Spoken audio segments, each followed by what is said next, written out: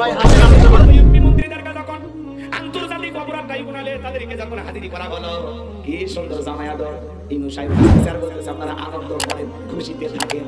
পলক সাহেব হাত তুলে বলে দোয়া করেন, নামাজ পড়া। পলক সাহেব কি বলে? নামাজ পড়ে দোয়া করেন। আমাদের দীপুল মনিয়া পাক কান্নাকাটি করে। আরে রাশিদ কালমিনকে দেখলাম তারা খোশ মেজাজে আছে, ইনু সাহেব খোশ মেজাজে আছে।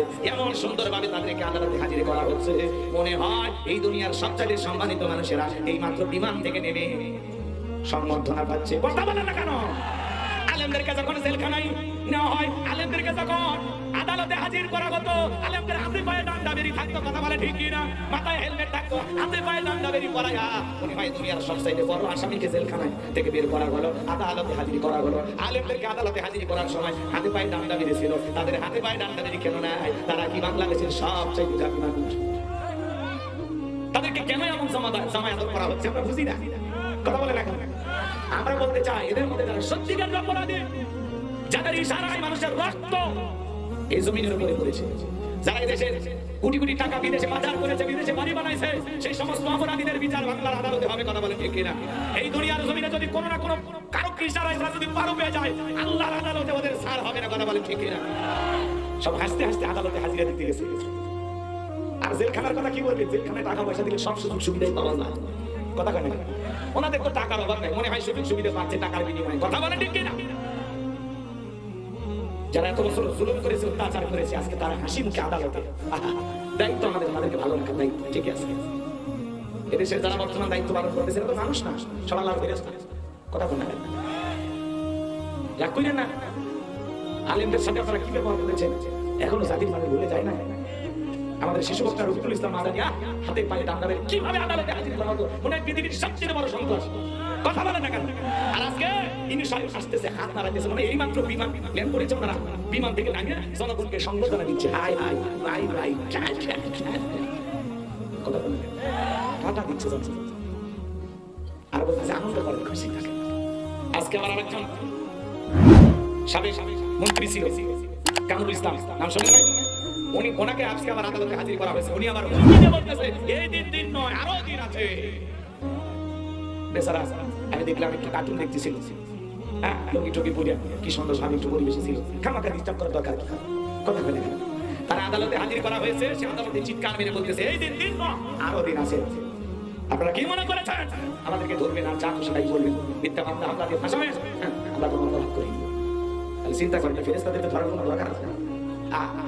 তারা আদালতে দাঁড়ায় এত বড় বড় কথা বলতেছে, কার সাহসে?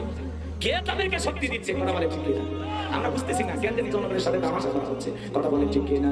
আমার ভাইয়েরা, তারা আজকে বড় বলাই বলতেছে এই দিন নয়, আরো দিন আছে। তাহলে চিন্তা করেন তারা কোন শক্তিতে কথা বলতেছে, কারা তাদেরকে শক্তির যোগান দিচ্ছে। আমরা বলতে চাই, আর যাই হোক, শহীদের রক্তের সাথে আপনারা বেঈমানি করবেন না। যুগে যুগে রক্ত দিয়ে দেশটাকে স্বাধীন করা হয়েছে, কিন্তু দেখা গেল স্বাধীনতা হাইজ্যাক করে অন্য মানুষেরা সুযোগ সুবিধা পায়। সত্যিকারী যারা ত্যাগী হয়, জীবন বিলিয়ে যায়, তারা সুখ খুঁজে পায় না, তারা শান্তি খুঁজে পায় না। এজন্য আমরা বলতে চাই, সত্যিকারে যারা অপরাধী তাদেরকে আপনারা ধরেন, আন্তর্জাতিক অপরাধ ট্রাইব্যুনালে তাদের বিচার করেন। বাংলার জমিনে এমন ভাবে তাদের বিচার করতে হবে যাতে ভবিষ্যতে আর কেউ এদেশে দুর্নীতি করার সাহস না পায়, দেশের টাকা বিদেশে পাচার করার শক্তি যেন কারো না থাকে। বিচারের মাধ্যমে দৃষ্টান্ত উপস্থাপন করতে হবে যে দুর্নীতিবাজ যারা, তাদেরকে এইভাবে শাস্তি দেওয়া হয়। কথা বলে ঠিক কিনা? আমরা যারা সত্যিকারী অপরাধী এদের শাস্তি চাই, যারা অপরাধ করে নাই তাদেরকে জুলুম করার দরকার নাই। আমরা বলতেছি আমরা ন্যায় বিচার চাই। কথা বলে ঠিক কিনা? কষ্ট হচ্ছে নাকি আপনাদের? বিরক্ত হবেন না বাজার বাবা। তাহলে মুমিনের টাকা হলে মুমিন মসজিদ বানাবে, মাদ্রাসা বানাবে, ঈদগাহ মাঠ বানাবে। যারা 4,500 কোটি টাকা খরচ করে এদেশে ভাস্কর্য বানিয়েছিল, বলেন তো বাজান, ওই টাকাতে যদি মসজিদ মাদ্রাসা বানাইতো, গরিব দুঃখী মানুষকে স্বাবলম্বী বানানোর জন্য খরচ করতো, ওই মানুষগুলো দোয়া করতো, আর আল্লাহর বান্দার কবরে সব আল্লাহ পৌঁছাইতো। কথা বলে ঠিক কিনা? আমার ভাইয়েরা, লম্বা হবে, লম্বা করবো না। মুমিন বান্দার 2 নম্বর গুণাবলী, অনার্থক জিনিস কান দিয়ে শ্রবণ করা যাবে না। যুবক রে, এই কান আল্লাহ তাআলা দিয়েছে এই গান শ্রবণ করার জন্য না। এই কান দিয়ে যুবকেরা গান শোনে, রূপবানে নাচে, কমর দোলাইয়া, আল্লাহর ফেরেশতারা কবরে নেকি করে সিরাজগঞ্জের এক যুবক রেল লাইন পার হয়ে যায়, ট্রেনে এসে ধাক্কা মেরে 3 টুকরা করে ফিরে গেছে। মরার পরে কানের ফোনের ইয়ারফোন লাগানো ছিল, এখন কবরে যা ফেরেশতারা তোর জায়গা মতো বাদ্যযন্ত্র বাজায় দিলে। কথা বলেন ঠিক কিনা? যুবক রে, এই কান আল্লাহ গান শোনার জন্য দেয় নাই। হক্কানি ওলামায়ে কেরামদের বয়ান শুনতে হবে, ইসলামী সঙ্গীত শুনতে হবে, ভালো ভালো কথা কান দিয়ে শ্রবণ করা লাগবে। তাহলে মুমিন বান্দার 2 নম্বর গুণাবলী, ওয়াল্লাযীনা হুম আনিল লাগবি মুরিদুন। মুমিন বান্দা অনার্থক কথাবার্তা বলবে না, অনার্থক কথাবার্তা বলবে না, অপ্রয়োজনীয় কথাবার্তা বলবে না। মুমিন বান্দা সমাজে সে কথা বলবে যে কথা বললে সব হয়। মুমিন বান্দা সমাজে সেই কাজ চালু করবে যে কাজ চালু করলে সব হয়। মুমিন বান্দা সেই জিনিসগুলো শ্রবণ করবে যেগুলো শুনলে সব হয়। এক কথায় সব আছে যেখানে, বলেন বলেন, সব আছে যেখানে আমরা আছি সেখানে, সব আছে যেখানে গুনাহ আছে যেখানে, সকল গুনাহ থেকে আল্লাহ আমাদের বেঁচে থাকার তৌফিক দান করেন। চলে বলুন আমিন। এইবার মুমিন বান্দার 3 নম্বরে গুনাহ বলি, ওয়াল্লাযীনা হুম লিযাকাতি ফাইলুন। মুমিন বান্দার 3 নম্বর গুনাহ বলি, এই যুবক এদের সারে এসে গেছে। মুমিন বান্দার 3 নম্বর গুনাহ বলি, আল্লাহ যদি মুমিন বান্দাকে নিসাব পরিমাণে ধন সম্পদের মালিক বানায় দেয়, মুমিন বান্দা সক্রিয় হবে, হিসাব করে করে কয় লাখ টাকার কয় হাজার টাকা যাকাত আসবে, কয় কোটি টাকার কয় লাখ টাকা যাকাত আসবে। মুমিন বান্দা সক্রিয় ভাবে হিসাব করে করে বছরে একবার যাকাত দিবে। কারণ যাকাত দেওয়া নফল না ফরজ? নামাজ আদায় করা যেমন ফরজ, যাকাত দেওয়া তেমনি ফরজ। যাকাত আসছে দারিদ্রতা বিমোচন করার জন্য, যাকাত আসছে অভাবমুক্ত সমাজ রাষ্ট্র দেশ করার জন্য, যাকাত আসছে এপারে দশতলা এপারে গাছতলা তার ব্যবধানকে দূর করার জন্য, যাকাত আসছে পথে পড়ে থাকা অবহেলিত মানুষের মুখের অধিকার প্রতিষ্ঠিত করার জন্য, তাদের মুখে হাসি ফোটানোর জন্য। কথা বলেন ঠিক কিনা? আমাদের বাংলাদেশের অর্থনীতি যাকাত ভিত্তিক না সুদ ভিত্তিক? সরে কথা, সুদ ভিত্তিক অর্থনীতি হালাল না হারাম? আপনাদের এলাকায় কুকুর আছে? বাচ্চা দেখেন 5-7টা 10টা বাজাবে নাকি? বছরে গাভী গাছুর দেয় কয়টা?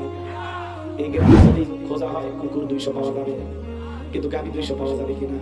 কুকুর জন্মের হওয়া হয়, জন্মের মরা মরে, আর গাভী বছরে বাছুর দেয় একটা। প্রত্যেকদিন বাংলাদেশে লক্ষ লক্ষ গরু জবাই করে খাওয়া হয়। এরপরে কি কুরবানির ঈদে কোনোদিন শুনেছিলেন এই বছর কুরবানির গরু না পাওয়ার কারণে অনেক মানুষ কুরবানি দিতে পারে না? এমন নিউজ কি পাওয়া গেছে? তার মানে এত খাওয়া খায়, হালালের ভিতরে আল্লাহ এত বরকত দিয়েছে, যদিও সংখ্যায় একটা কম, কিয়ামত পর্যন্ত খাওয়া গরু আমরা শেষ করতে পারবো না।